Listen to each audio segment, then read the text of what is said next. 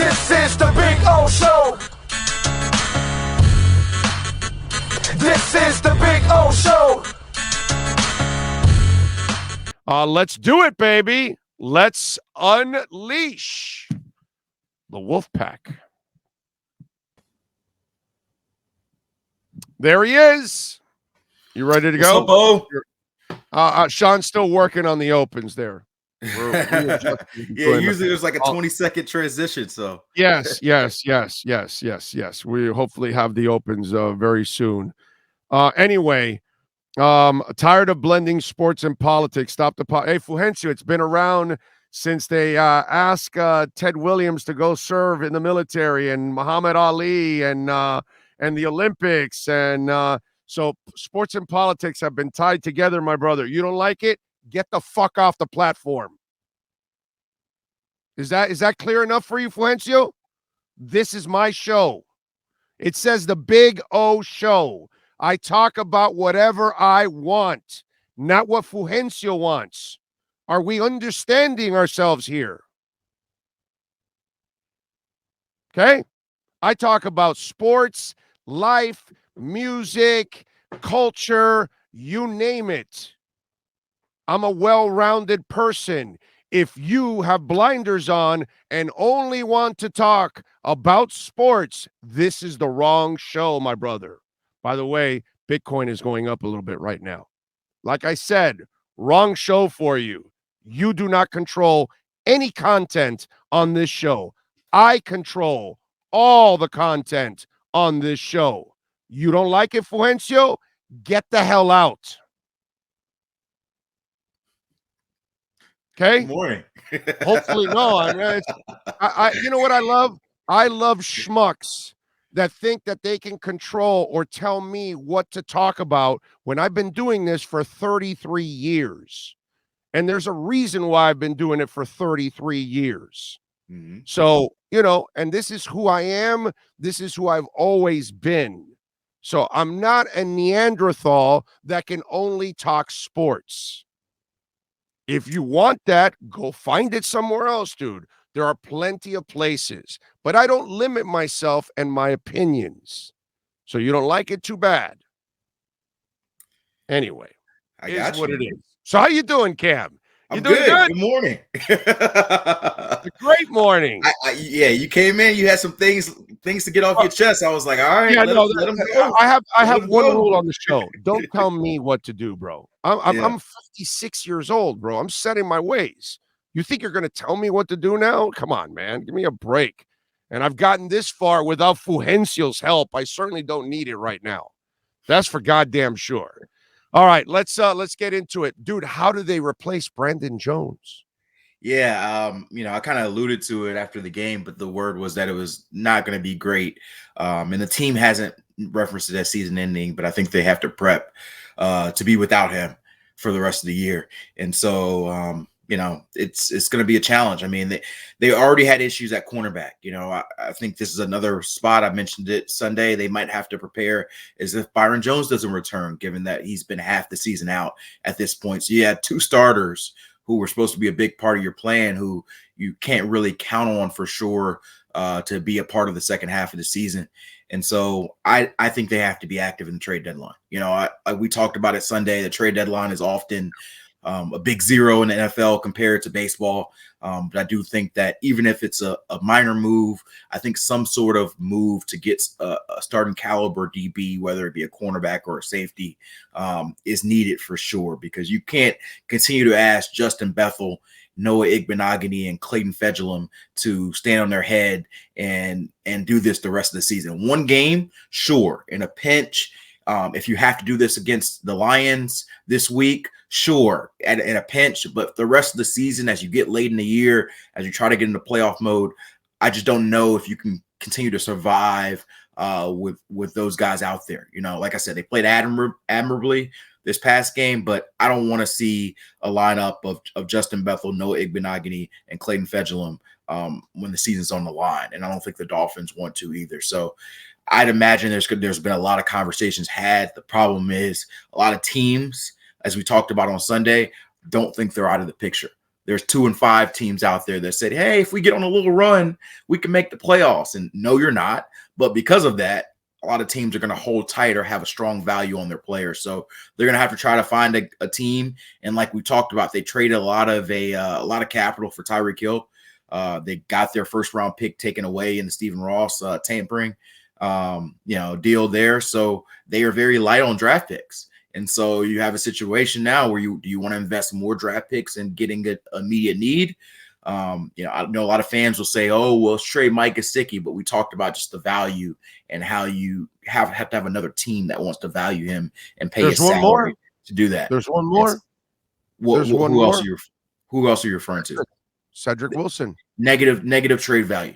$6.5, $7 million salary for a player who is not even playing ahead of River Craycraft because that's because it's a different kind of player that you need for River to be complementing the other two. That's not what Ced does. I understand that, but I think it's not Ced's fault that he's not productive. In other words, I feel bad for the kid, and it drives me crazy when people are like, "Oh, what a waste of money with Ced." Well, yeah, dude, because they've signed him before Tyreek became available, right? And then he said, "It's like you married Mama June." And then all of a sudden, by some miracle, Halle Berry knocked on the door and said, "Listen, if you divorce her, I'll marry you." And you're like, "Hell yeah, I'm going to divorce that bitch. I'm going to Halle." And so it's what happened. You can't blame the Dolphins that Halle Berry all of a sudden became available, and who's not taking, the most delicious fruit on the world. Right. No, absolutely. I think the core of your point there is on point. This is a team that did not plan to have Tyreek Hill when they signed Cedric Wilson. And they signed Cedric Wilson with the idea that he's going to be the starter opposite Jalen Waddle, gives them a little balance. They don't have to pay the signing bonus. Miami already paid the signing bonus. But he does essentially have 2 years guaranteed on this deal. All right, and so Seattle has a bunch of defensive backs. They kind of need a receiver. So I hear you. Here's where I'll stop you here. I'm just saying, maybe that's the guy. I'm just saying. I hear you. I hear you. It would be ideal, but I'm telling you right now, Cedric Wilson has negative trade value around the league right now based on his salary. If you want to eat some of that salary and dump him, essentially, cool. But I don't think you're going to get anything of significant value for Cedric Wilson, given his salary and the commitment that you've paid for him at this point. You got to remember, Cedric Wilson was technically a number 4 receiver for Dallas when they signed him there. So they were betting on his potential. And now we've seen him in a little bit of an elevated role, although it's been decreased in recent weeks. And he has not been productive. And so even they tried to put him out there as a punt returner yesterday, and it did not, there was nothing. There's got nothing from that punt return game at all. So that's not his skill set. Like I said, I'm not blaming Cedric, but I also think that ultimately he does have some responsibility in not playing great. It's the reality of it. Maybe it's part of it's the fit, but I think he's not playing great. I mean, there's guys who sign free agent contracts and just it has not clicked for whatever reason. Chase Edmonds, another guy there. They signed him to be their starting running back. Yeah, but he gets playing time. He's gotten plenty of opportunities. Cedric's got playing time too. Cedric has got playing time. Yeah, he just has not taken advantage of it. God, but it's so few and far between. Oh, we got to keep it real here, right? Cedric was getting 50+% of the snaps the first 4 or 5 weeks of the season, and he was delivering 1 catch for 10 yards. And then he had the rib injury, and he came back, and they put 2 guys ahead of him who honestly have been more productive. They weren't targeting him. They were targeting Hill and Tyreek like you're supposed to, dude. Right. But ideally, this is what we talked about in camp, right? If Tyreek Hill and Jalen Waddle are the guys you're targeting, all defenses are gearing in on them. Somebody else has to be open, right? And so you've seen in recent weeks, even Mike Gesicki, who hasn't got much playing time, another guy has started to get. He had that big game a couple games ago, and even this game, he had a handful of catches because he's getting one-on-one coverage. Everybody's having attention to Tyreek Hill. So all you got to do is figure out Smythe has been missing. He's been banged up too, right? So that's kind of elevated. But Gesicki is in a position where he's elevated and he has no competition. Where Whereas poor Cedric Wilson has 2 number 1 monsters in front absolutely. of him, bro. The reality is whoever the number 3 receiver is, you're going to be an afterthought in this offense because of Cedric, because of Tyreek and Jalen Waddle. That's the reality of it. That being said, I do think they could get more production out of their number 3 spot, even in those limited roles, which is why I think you're seeing Trent Sherfield and seeing River Craycraft play ahead of him. That's not just a decision because, whatever. They're playing those guys because they feel like they are more they are giving them more out of that spot than Cedric Wilson at this time. So just my whole idea is like, guys, you see a big salary and a guy that doesn't fit, like, oh, let's trade Chase Edmonds. Let's trade Cedric Wilson. Let's trade Mike Gesicki. Well, every team doesn't want your bad fit players or players who are not necessarily, appearing to be worth their value in your scheme of salary. They're going to have the same questions you are. And so it's very rare that you find a fit where, hey, this guy's being completely misused, and we think that we'll take him at his salary and use him perfectly in our scheme. And so I think that, maybe there's a salary dump deal happening. I just don't think you get any significant value at this point for any of those 3 guys at their current salary. So that's just my view of it. Yeah, I think Cedric in the right offense could help somebody, and then obviously Gesicki, if you're going to showcase him, obviously I think he can definitely help you out. So those are guys that may be able to bring something back. Gesicki's definitely the best player of those 3 guys we mentioned, and I think in the right but harder to trade because you got to have a hard cap. Well, now it's only 5, right? Yeah, he's making $11 million, and so around the deadline it would be closer to 5.5 because you prorate that salary. So that's not bad, actually.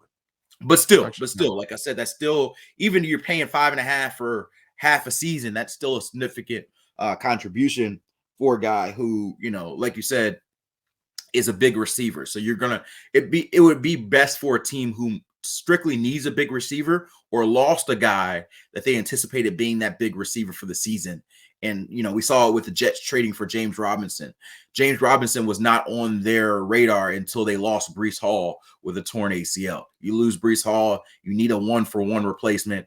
You go and trade for James Robinson. Maybe that's a situation for Mike Gesicki. Somebody, whether it's a big tight end or a big receiver gets hurt, and you say, hey, we'll make a 1-for-1 trade here and, give you a 6th or 7th round pick to eat the whole salary. Or maybe you eat some of the salary and you give us, a 4th or something of sort. It's just me spitballing.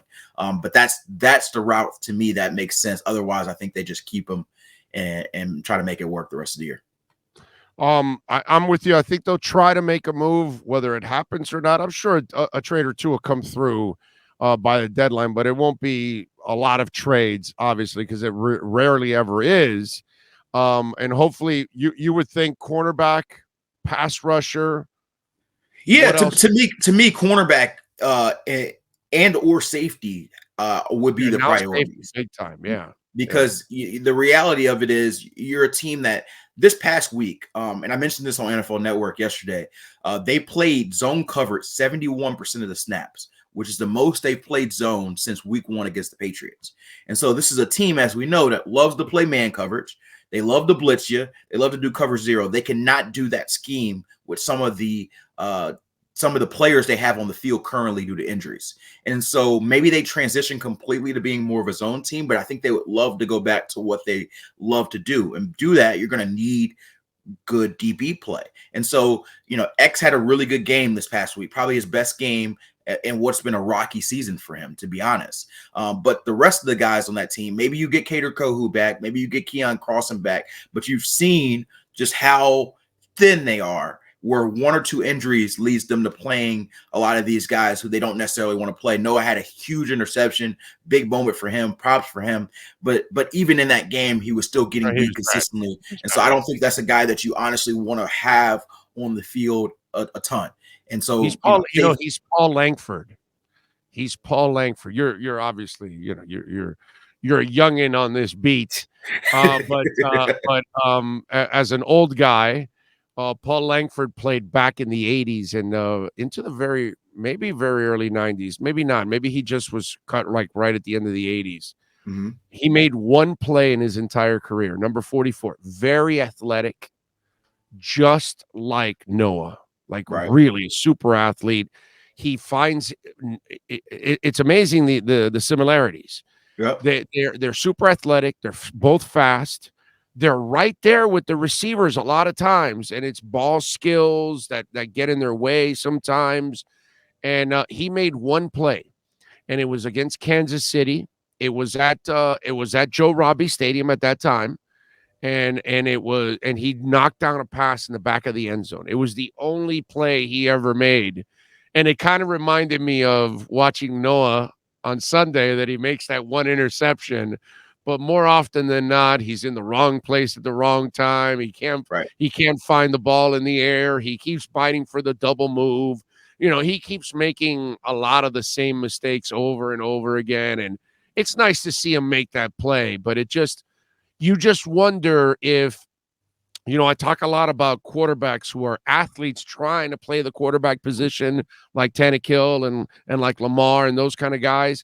This is the same thing. This is a terrific athlete that's trying to make the switch from receiver to corner. And you just wonder if those instincts, just like Ryan, will those instincts of a quarterback ever kick in? And I don't know, man. It's really tough for that to happen. Sometimes you almost feel like those players have to be that position from when they're young so they can develop those natural instincts that come with that position. Yeah, to me, when they drafted Noah, it was a project, and they overdrafted him. You don't draft, in my opinion, projects in the first round. I think he probably was closer to a third or fourth round grade for a lot of people. And I think if he was a third or fourth round prospect, we would look at it differently as a guy that's continuing to develop. Either he makes it or he doesn't. Because you're a first round pick, you have added pressure. Maybe that's affected him, but I do think there's a lot of reality where sometimes these projects work, sometimes they don't. And I think that the good news for Noah, I don't know if it saves him as far as his career and continuing it for a long period of time, but some of the biggest questions about him have been his ball skills, have been his ability, because he's been in position largely. Yeah.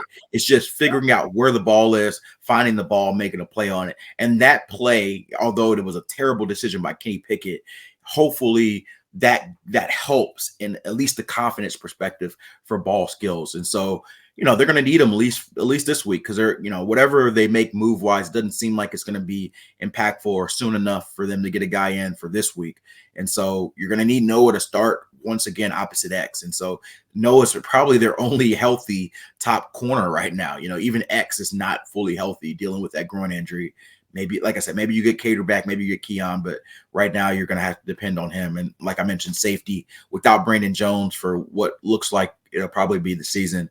You're going to need somebody else, because he was a very key role there as a blitzer, as a guy who could cover tight ends, as a guy who could be your big box safety or dime linebacker. And really the communication between him and Javon was really smooth. And he was getting better as a coverage player as well. I know that's not his forte, but he was showing better flashes of that this season. So that's going to be another notable loss. So for me, if I was GM Chris Greer, which I am not, I would certainly go find a way to get a corner, a receiver. You might have to go for another sort of reclamation project. Like, a lot of teams are not giving up their guys. So maybe it's, you call Tennessee up and say, hey, Caleb Farley, their first round pick from 2021, has not worked out so far for them. He's a guy who has been moved down to their number 4 corner. Maybe a scheme fit there changes, and that might be a guy that you can get for a day 3 pick that doesn't cost you a lot. Like I said, I'm just spitballing different ideas. I know the Colts have Kenny Moore, who's been a really good slot corner out there. He wanted a new contract this offseason, and he did not get it. And that's a team that's 2-5. They just benched their quarterback. Maybe you try to call on that. The Raiders, they have Jonathan Abram, who was a first round pick not too long ago. He has not been playing well, but like I said, you're not in the situation to be super picky here. And I'm just looking for guys. He does a lot of stupid shit too, bro. That's true. That's true. That is true. And that's why the Raiders will be willing to shop him. I think he's one of the most overrated players in the last 5 years in the NFL. I don't believe he's a good football player at all. So to the point where I don't even think that he's overrated in football circles, because I don't think there's a lot of people who think that he's a good safety at this point. No, he's not. Right now, like I'm saying, I'm trying to manage expectations, because I think that there is a I'd be very disappointed in the Dolphins and Chris Greer if they traded for. Like I said, I am spitballing. This is not reporting. This is just me spitballing. No, I got you. And I think what you're going to have to try to find is guys who have not worked out right now for their current teams for whatever reason. Like I mentioned, Caleb Farley is a guy who's early in that department. A guy like Kenny Moore, who's in the last year of his deal for a team that's looking towards rebuilding or not being good. Because to me, and maybe I'm wrong on this, because I said this in the preseason when the Byron Jones stuff was going on. I was like, you have to get a corner. And then, Mike McDaniel, Josh Boyer said, hey, we're confident in our guys. And then Kader Kohu came out of nowhere and became a player. And so I'm like, oh, they were right. I did not see it coming. But now Kader's been hurt the last couple games. And Keon Crossan, who has played well in spurts, has been hurt a lot. And so now that depth is really tested. I just don't see how this team can try to truck through with some of their thin DB depth, especially given, like I said, some of their guys who are already playing hurt. And so that to me would by far be the top priority. You can make it work on the O-line. Pass rush, Jalen Phillips has been really picking it up over the last 2 or 3 weeks. You need more from Emmanuel Ogbah, but ideally he's coming back this week. He was out this past week injury-wise. Interesting how when you have Jalen stop covering and rushing more, he becomes a different player. Interesting how that works out. Right. I mean, sometimes it's very simple. Your attack players should attack. Yeah. And by the way, I put this out. The injuries they've had, which is a crap ton, and it has started since the offseason with Byron Jones, which, again, that's an enigma that I'm wondering what the hell's going on behind the scenes with Byron Jones, by the way. Just quick clarification. I can't, I'll give you some context that I'm able to give at this point.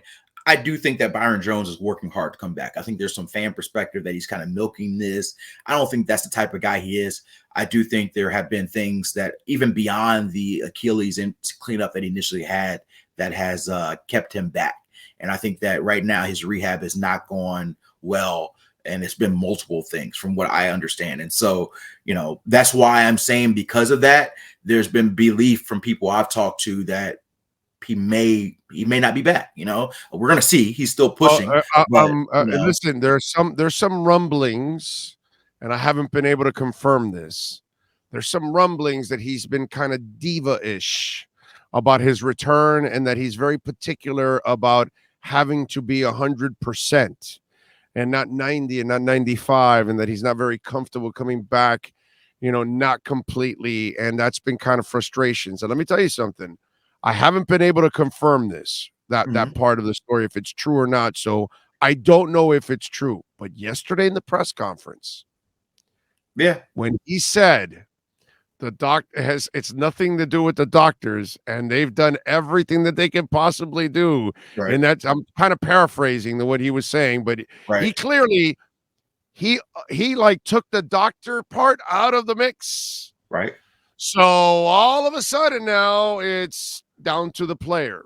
Are you really healthy? Are you not comfortable going out there at 90, 95? We really need you. No, I'm not. That's what I'm hearing. That there's kind of some diva-ish stuff going on with him in his rehab. I don't know if you hear the same thing. Yeah, I can't speak to that. Like I said, from what I've heard about Byron as a guy, I would be surprised if he's milking this like just to get paid and not want to play. No. It has nothing to do with milking. Gotcha. Okay. Maybe I misunderstood you. That's why I was like, I would be surprised very particular about how he comes back. Like some guys will suck it up like X and say, no, I'm going to play, and I'm going to play through 2 growing injuries and, and those kind of things. I'm Armstead. I'm playing through the toe. And from what I'm hearing, I don't know if it's true. Again, I have not confirmed this because the person I got it from is not normally a source of mine. But from what I'm hearing, somebody told me that there's a little diva-ish in his ways of, like, some people feel he can come back and then he's not very comfortable. He's one of those. There are players like that, by the way, that if they don't feel like a Ferrari, they don't want to go out there like a Volkswagen. Right. That's just the way they are. Yeah. So there are certainly some guys who, especially like you said, older guys who are very meticulous in their recovery, and especially coming off a significant injury. Sometimes it's just as much mental as it is physical. You know, you're coming off of significant surgery. If you haven't played, like I said, I can't speak to Byron in this particular situation, but I'm speaking in general. There are players who are very hesitant because they can't push off a certain way, and they don't feel fully themselves. And sometimes you hear about these injuries, whether it be, you know, surgery on Achilles or knees, and they're not themselves until the second half of the year, or, you know, 6 months. And they're not willing after. to overcompensate one way or another for it. Like we all know that's what X is doing, bro. Right. That's how he got the second. And so that's a great point. The reality is, I wish that X would sit out.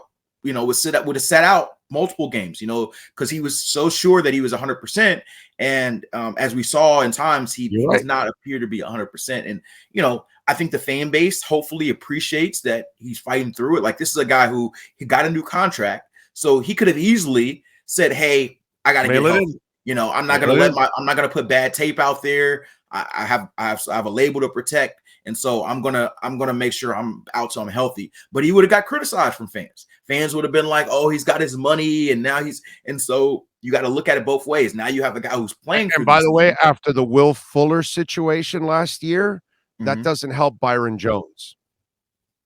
Optics. I'm just talking about optics. Yeah. I'm not telling you it's fact. I'm just talking about optics. And that's part of it also, that the fan base just went through the Will Fuller situation. So it's so fresh in their minds that they're wondering, yo, what's up with, well, first of all, Byron waited till March to have the surgery when he should have had it earlier. And now he's got a delay. And then the coaches thought he was going to be ready. And now look at this. And now I heard the coach yesterday say, well, the doctors have done everything they possibly can or whatever. I'm like, oh shit. Because that's kind of that was information right there that he left, that if you picked up on it, there's something there, dude. There's something there when he said that. Yeah, there's a lot that goes into these injuries that us on the outside don't always see. But I do think there are people in that building who kind of know what the situation is. And I'm trying to dig to find out what the hell's going on with that situation and why it's I've alluded to some of it, and like I said, I think that this is a situation where if they get Byron Jones back for the last month or two of the season, then great. But I think this team should prep as if they will not. You know, I think this is a situation where, given the uncertainty there, you can't count on, we're going to get Byron back at some point as a reason why you don't make a move. Well, then you cut his ass and don't expect him to be back next year if that's going to be the case. That's for sure. But look at this. Injuries. You got a new offensive coach and staff. QB misses 3 games. You have one of the tough starts in the NFL. You go 3-1 in that tough start, by the way. Right. Yep. Basically, you're screwed by the NFL with these bogus-ass protocols, because Tua probably could have played last week, and Teddy didn't have to get out in the Jets game after he prepared all Tua decision was the Dolphins' decision. Yeah, it's all the optics bullshit. I get all of that. It's all the whole thing that went on. But you think about everything that's gone on. They're 4-3, bro. They're 4-3. Yeah, they're still in the mix of it. I was trying to tell people today, look at all the crap this team has been through in just the first 7 weeks. Right. And they've overcome it to be 4-3. I find that to be absolutely awesome. I got to tell you. I think, you know, given their situation, they're in a decent spot. And I mentioned it on NFL Network yesterday. I think this team, from what we've seen and what they've gone through, they're built like a playoff team to me. It's a team that, albeit with some flaws, and we've talked about a lot of those flaws today. Some of the injuries on the defensive side of the ball. They have to get more pass rush. They got to figure out how to run the ball consistently. They got to keep their O-line healthy because they're thin depth-wise there. And the offense with Tua and the receivers have to get back in sync to where they were early in the season, right? So those are elements that right now need to be worked on, are currently flaws. But I think right now, they're one of the best 7 teams in the AFC. And I think that if I had to put money on it, which I cannot NFL because I do not gamble, I'm not gambling here. But if I had to put money on it, I would say the Dolphins are a playoff team. You know, probably a wild card team, but a playoff team nonetheless this year. Okay, unlike you, tied to the corporate stuff, I have laid money, and I took the Dolphins over 8.5, baby. So I did it for you. So there you go. You can live vicariously through me. That's all. Right. That's it. Okay, Right. so when So, I win, but like I said, when there I are win, I will flaws. treat you to a beer, and that's it, and we'll celebrate. Right. That's But all. like I said, I do think this team is in a good spot, but there are flaws that they need to correct. You know, you can't just assume that because we beat the Bills and the Ravens early in the season that we're going to fly off of that. Like, there was concerning things watching that offense. Even we talked a lot about the defense, but the defense played well. They won that game. There are concerning things to me that you can use Russ as an excuse for 1 week. But if it looks like that against Detroit, it becomes a significant issue. Tua has to throw the ball more accurately than he did this past Sunday. He threw 3 or 4 playoff passes. No, he was off, bro. This was probably Tua's worst game of the season, which says a lot to where he has been playing. But if it's a one-game thing, you're just coming back, okay. This week, I think I'm going to keep a closer eye because if, you know, some of those targets that were off target, the timing, things that Tyreek was open, Jalen was open, we just miss them. Those things can't consistently happen because you're an offense. Hey, Cam, look at the first couple scores. Look at the first couple scores. People say, "Oh, he was hot from at the beginning, then went cold." Go look at those throws. All of them weren't on target either on those scores. Some of them were behind, some were a little high, all these kind of things. So he wasn't really sharp right from the get-go. You know, I explained this earlier in the show, and I know we got to go because you've been on long as hell already, but you have the entire offseason with your team. Yep. Then you come to training camp with your team. Then you come to the preseason, and that's why you start red hot. And now you go out for 24 days, and that takes Stella out of her groove. It does. And so now Stella's got to get back in her groove. And I would imagine that now with the reps and the timing, because he's not a gun type guy, he's a timing type quarterback. Rhythm. Yeah, rhythm. He'll be fine. That's what I said. Like at this point, I'm going to treat it as a poor game, an aberration game, partly because of rust. And if it does it again in Detroit, then it becomes okay, what's going on? What happened to the first 3 games, you know, there. Right. But I saw enough in that first drive on how the offense is moving, how they're separating, and how they're getting the ball out quickly. Like Tua was the 3rd fastest quarterback time to throw this past week, that I want to see that iteration of the offense. And I think that they can show it and be good enough to be a playoff team. We just need to see a little bit more accuracy, a little bit less drops consistently from the offense. Follow him on Twitter at Cameron Wolfe. Catch his exceptional work there at the NFL Network, and he'll join us later on in the week on our KSDT CPA Miami Dolphins and NFL report. Cam, as always, thank you, my brother. We will catch up later in the week. All right, appreciate you. You got it. Boy, Cam gets a break. He doesn't even have to go to Detroit this week. That's like a blessing. Like, they must love him at his job. Hey, Cam, we're going to do you a favor. You don't have to go to Detroit. Oh, thank God.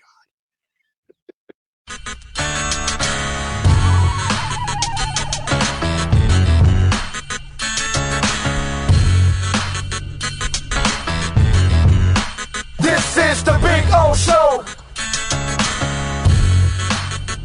This is the Big O Show.